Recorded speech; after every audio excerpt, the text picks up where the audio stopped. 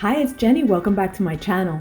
I started off with this gorgeous Believe Beauty polish, which is available at Dollar General. It's called Kiss and Tell. I'll be stamping from this Ejiubas stamping plate EJBX09. And as you may already know, the Ejiubas stamping plates have images on both sides of the plate. Let's remove the protective film. To stamp, I'll use this Maniology stamping polish called Teardrop.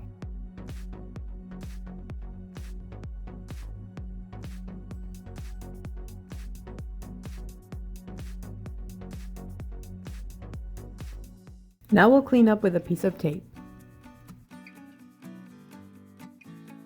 To seal in the stamping, I'll use my Born Pretty No Smudge top coat. And while it dries, I'll apply the Believe Beauty Gel Effect top coat on the other two nails. Here's the completed manicure. I hope you guys enjoyed it. Thanks so much for watching and have a wonderful day. Bye!